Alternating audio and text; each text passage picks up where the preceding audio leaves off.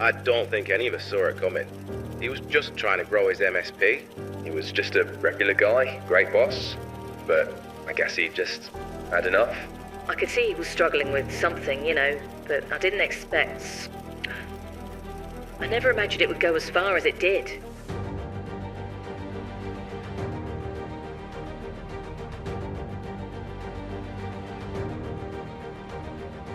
What happens to an MSP owner when they stretch themselves so far for so long that they snap? And what happens to the people around them, their colleagues, their friends, their family? Does the break-fix model apply to people? What if they don't even know they're broken? Join me as we uncover the truth of how one MSP came to hate everything he loved and reveal the shocking lengths he would go to change his life forever.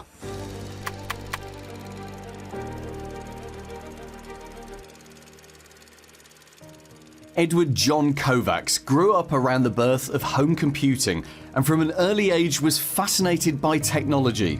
When the family bought their first home computer, young Ed quickly figured out how it worked and became the Kovacs household's very own tech support. Ed's childhood was happy and unremarkable. He did well at school but didn't excel, spending much of his free time in the library. Edward wasn't a popular kid, if you know what I mean.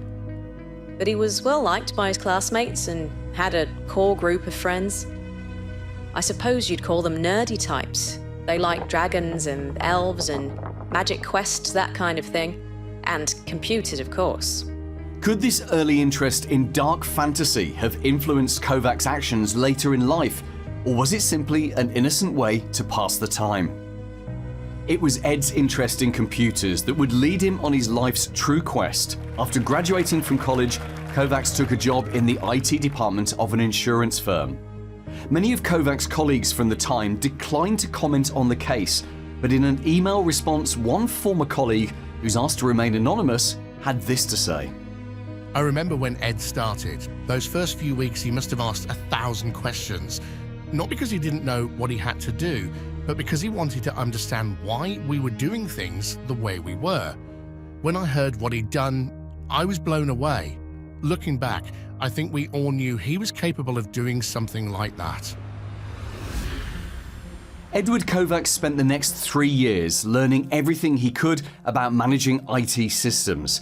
He would spend time outside of work hours on the internet, where he would use chat rooms to help solve other users' personal IT problems.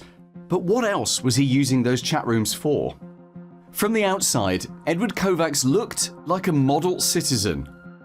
But his ambitions eventually got the better of him, and he left his stable, well-paid job to start his own outsourced IT company. Without a superior to monitor his work, Kovacs was free to pursue his own interests. I started working for Ed in about 2011, 2012, I think. There were already a couple of other people working there. I was there to work through the tickets, so clients would call or email and tell us what problems they were having with their computers, their hardware, whatever, and I'd fix what I could or passed up the chain if it was beyond me. Yeah, I really liked it. It was a good job, and I was young, so I needed the experience, and Ed helped me a lot. He wasn't like some managers I've worked with. He was a regular guy, great boss. Kovacs had started his business in 2008. He started out working on ad hoc jobs as they came in, fixing whatever problems his customers brought him. With his professional appearance, expert knowledge, and engaging demeanor, his customers came to rely on him and trust him. As the workload grew, he took on staff and transitioned the business to provide managed IT services. But by 2017, the work was beginning to take its toll on Ed. The cracks were there for all to see. I could see he was struggling with something, but I didn't expect... I never imagined it would go as far as it did. Despite the business growing and his team handling more work every year, Kovacs deliberately kept the business small. Why was he reluctant to take on new staff? What was he trying to hide? As more work came in, Kovacs would take on more of the day-to-day workload himself. The consequences of that decision would impact the team. Because he was doing so much of the work himself, he wasn't getting out there networking or pitching for work, any of that stuff. And he was great at that. And he loved it too, bringing new clients in, helping people, taking on those responsibilities so that other people could get on with their real jobs. I guess he kind of got a little lost. I think that's when we noticed the change in Ed. He wasn't really himself. He was darker, a little withdrawn, like he was always under a cloud. I guess he just had enough. Business growth slowed, and whilst he had enough cash coming in to keep his MSP going, Kovacs knew that if he lost any of his current clients, the damage to his business could be catastrophic. The approach he took to remedy the situation was, as one staffer later recalled, doomed to fail.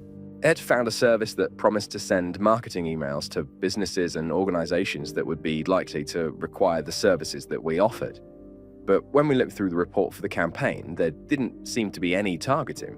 They literally just blasted out emails to everyone in the local business directory. We had huge numbers of unopened and unsubscribed responses, no follow-up emails, no new clients. Money he couldn't afford to lose had been wasted on a failed email campaign. Kovacs was devastated. Soon, it wasn't just his colleagues that realised there was something seriously wrong with Ed. It got to a point where the children and I hardly saw him. And when we did, he was either exhausted or in the most foul mood. I could see his eyes glazing over in the middle of a conversation. It was like he wasn't really there. By now, Kovacs was regularly working 80-hour weeks. He knew that if he hired another member of staff, he could offload much of the work he'd taken on himself and switch his focus back to business growth. But he also knew it was a financial risk. A risk he wasn't willing to take. Just weeks after parting ways with the email marketing service, Ed confides in his spouse that he's contemplating doing something drastic. He told me he hated his business, and maybe it would be better for everyone if it all went up in flames. But he said he couldn't live with himself if it failed. I hugged him, I held him, and I told him it would all work out. I don't think he believed me. Honestly, I'm not sure I believe me either. The morning after Ed's outburst, events took a turn for the Kovacs family. I woke up around 6:30, like usual.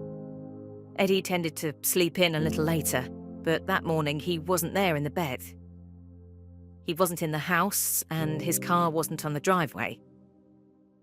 I tried calling him, but he wasn't picking up. Ed had finally had enough of his MSP business and the way his life was going. Unbeknownst to his family, Ed had taken matters into his own hands and had set in motion a chain of events that would change all of their lives forever. Ed came home after dinner, around 9, I think. And he was different. You know, he was carrying himself taller, moving with purpose. I hadn't seen that Ed for a long time. It was time for Kovacs to come clean about what he'd done. He put his hands on my shoulders and he said, "I've done it." And I had to ask him, "Done what? What have you done, Eddie?" The confession spilled out of Edward Kovacs, and as he explained what wheels had been set in motion, the reality of what Ed had done became clear. He explained to his wife that he'd been in meetings with his staff and on the phone all day. No direct client work. His entire focus went into creating a plan on how to rescue his MSP business.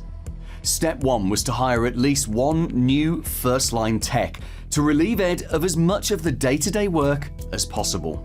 Ed put me in charge of hiring. I think he was glad to be sharing the work around a bit. Next, he put together an outline plan to begin creating useful and engaging content for an improved website. We had a website, but it was pretty basic. It was just a landing page and contact details, and we hardly ever updated it. We started posting articles once a month, then once every 2 weeks. We're up to a new post every week now, and that's being shared to our contacts via email and LinkedIn. LinkedIn was another of Ed's innovations for the business. As well as committing to keeping his personal page updated more than once a quarter, he also set up an account for his business, which any of his trusted core team were able to access and post to. Using LinkedIn, Ed was able to engage more with his current clients, reach out to local leads, make quality connections, and build relationships. Sooner than he'd expected, and as a direct result of his own expertise and the excellent marketing content he and his team were creating and sharing, he came to be regarded as the go-to expert in his area. This approach was so successful that Ed had to hire someone new to manage his MSP's content creation and online presence. Edward Kovacs had established a marketing system for his business that didn't require his constant oversight. Coupled with the new staff he'd taken on, Ed finally had enough time to focus the majority of his time working on his business, not in it. A year on from Ed's dramatic intervention in his own business, he disappeared. His staff didn't know when they would see him again. We had the most amazing time. We spent the whole summer touring the country, visiting all the places we always promised the kids we'd take them to. I don't think he'd taken so much as a long weekend away from work in the years that I've been here. And even then he'd call every day. He definitely needed that time, though. I think it's amazing what he's achieved. Ed's fortunes changed when he realized that in order to turn his business into the killer MSP he knew it could be, he had to take marketing seriously. He'd have to DOA it, delegate, outsource, and automate it.